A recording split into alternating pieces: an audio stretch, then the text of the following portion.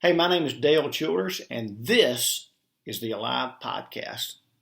I wish I could tell you what number of podcasts this is, but I've been doing it for 3 years. I've been writing blogs for 13 years. I do know that I've written 660 blogs, but I don't have a clue how many videos I've done. Nevertheless, you're at the right place at the right time, and if you're watching this, more than likely someone that cares about you has shared it with you in the hopes that you will learn to live up to your fullest potential and maximize every day of your life. Got a lot of notes over here. I'm a note taker. I journal all the time. And I would ask you to get this started. Do you journal? If you do, how often? How many books do you read a month? Don't tell me you don't have time. Because there's a lot of things in your life that you probably do that aren't giving you any reward whatsoever. Yet the things that you can do that can grow you take time and effort. So let me ask the question again. How many books are you reading each month? My goal is 3. I'll go ahead and state that. I've already read 1 this month. I've got 2 to go. I normally end up with 4 or 5 because I'm an avid reader. And when it comes to journaling, I take notes all day long. I've got stacks and stacks of paper everywhere because I'm always looking for knowledge. And here's the cool thing. I don't write down things that don't empower me. I don't write down things that are negative because I'm only looking for things that can grow my life in a positive direction. Had somebody ask me the other day, they said, Dale, do you not see what's going on in the world around you? I said, yes, I see a lot of great things going on in the world around me. I see a lot of things that communities are doing to come together.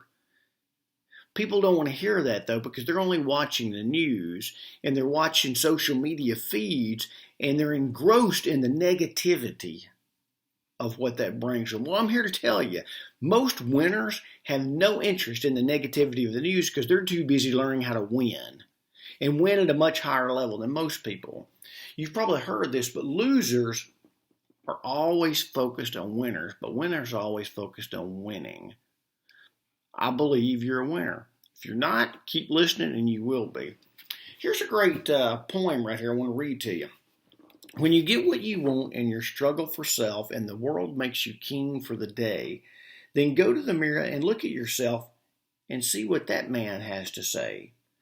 For it isn't a man's father, mother, or wife whose judgment upon him must pass. The fellow whose verdict counts most in life is the man staring back from the glass. He's the fellow to please, never mind all the rest. For he's with you clear to the end, and you've passed your most dangerous, difficult test if the man in the glass is your friend.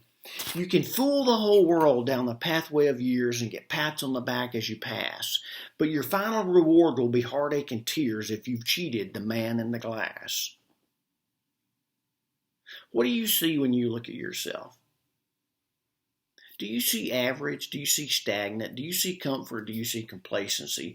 Do you see someone who's striving to be better? Or do you see someone that's making excuses for where they are? Do you see someone that's depressed, insecure, low self-image?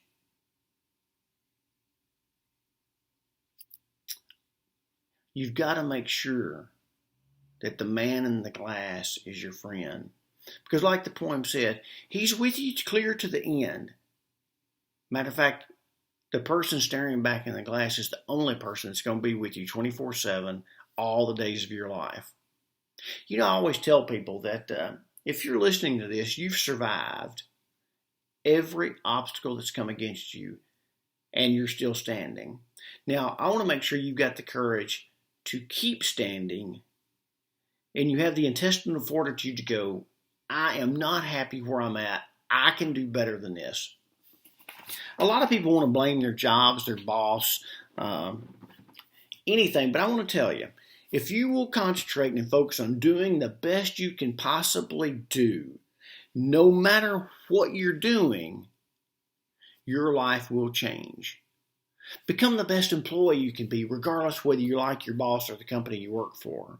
Be the best coworker you can be, even if you feel like your coworkers aren't pulling their weight. Because when you're doing the best you possibly can, it feels good in here. And believe it or not, people externally see it. Don't blame others for where you're at. Don't blame your boss or your company if you're not exactly where you need to be or you feel like you deserved a promotion you didn't get. Keep trying harder and harder and harder. And before you know it, opportunities will just start showing up everywhere. A lot of people go, Dale, I've tried hard all my life and I didn't get anything. You didn't try hard enough.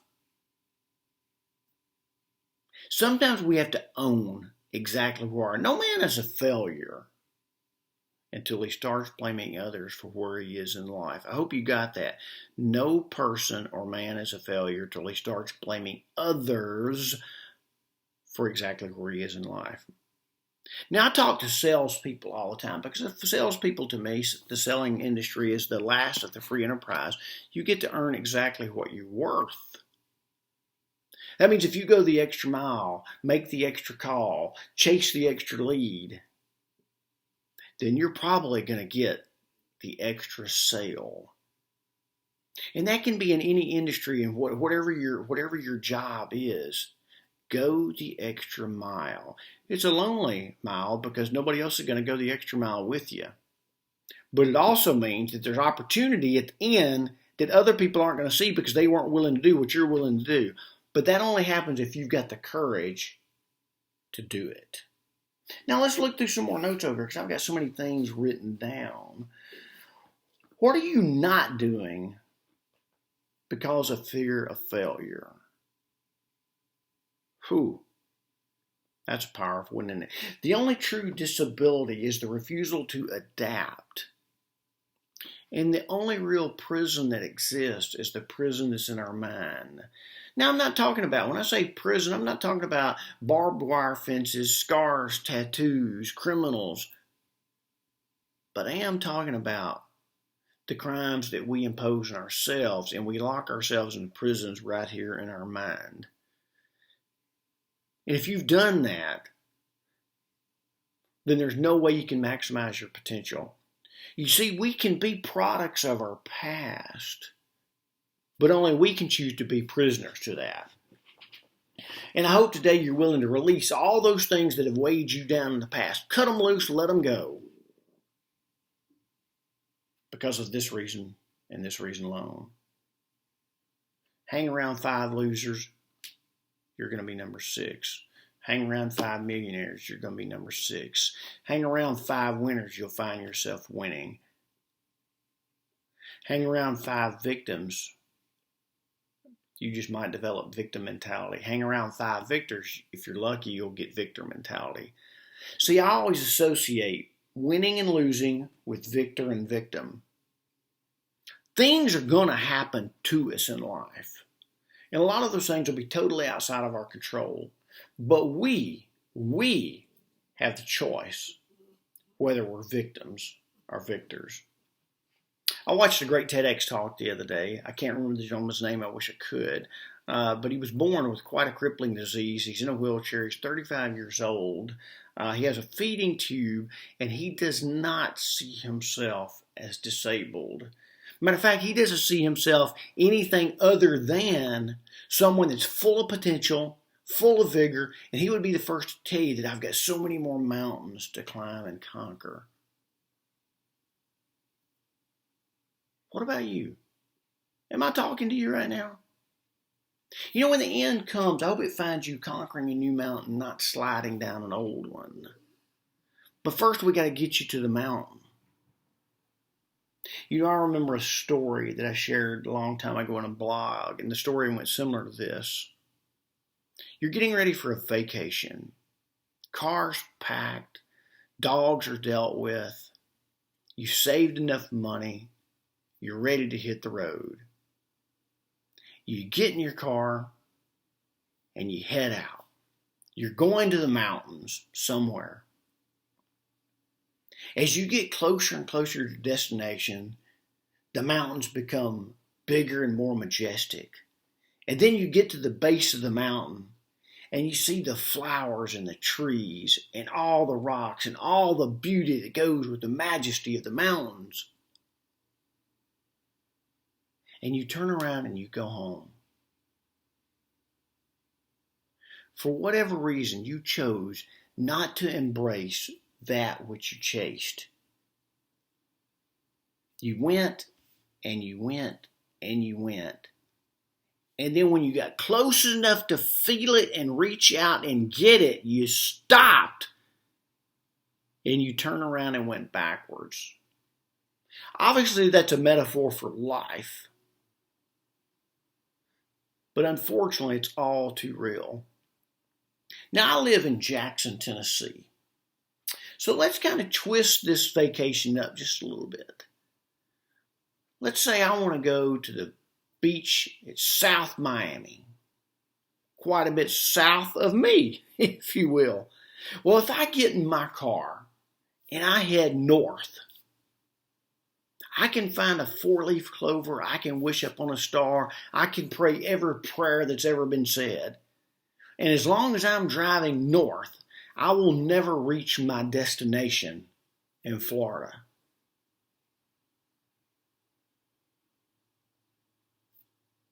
Do you even know where you're headed? What if I put a blindfold on you, spun you around, and told you, hey, I want you to hit the bullseye on that target with this dart I'm about to give you? And you'd be like, well, Dale, I can't see the target. How do you expect me to hit it? I hope you caught that. How can you hit a target you can't see? And how do you hit a goal that you hadn't set? See, there's small steps in life that give us an advantage over other people. Knowing the target we're shooting at, making sure it's visible, and setting goals and striving to reach them. It's one thing to set a goal too high and miss it. It's a totally different ball game to set a goal too low and hit it. When you set the goal too low and you hit it, you were being overly cautious. And sometimes when you set the goal too high, you may go, yeah, but Dale, that was risky, and I feel bad for not hitting it. But let's just say you got close to the goal up here versus hitting the goal down here. I want you to live your life optimistically. I want you to live it risk-taking. Climbing mountains other people wouldn't climb, getting views other people won't see. Be the eagle, not the chicken. But you got to have the courage, the desire, and the willingness to want to change your life. If you just have the courage to move from comfort and complacency into conflict and chaos, you, my friends, will get to success. Conflict and chaos equals success. Comfort and complacency is failure. It's the difference in winning and losing. But so many people aren't willing to go through the steps of conflict and chaos to get to the dreams they want to go to. They stop at the first obstacle. I hope I'm not talking about you. Because if you're watching this, just like I said at the beginning, this is the Alive podcast, not the dead one. In the Alive podcast, we live till the day that we die. We live authentically. We live with love. We live with a vivid imagination. And we're victors, not victims. And we're evolving into a person other people would just want to come to see. You're going to start hanging around people that are going to throw wood on your fire, not douse it with water. Because you deserve it. People around you deserve you being the best that you can be, but most of all, you're the one that deserves it. So I'm going to close with a statement from the poem that we read earlier, The Man in the Glass. And it says, you can fool the whole world down the pathway of years and get pats on the back as you pass. But your final reward will be heartache and tears if you've cheated the man in the glass. The days of you cheating yourself just stop. They end right here. My name is Dale Childers. Look me up on Facebook. Send me a message. DaleChildress@iCloud.com is my email. I would be just honored to talk to you further, share more about living alive, because I want to make sure that you're living your life to the fullest potential you possibly can.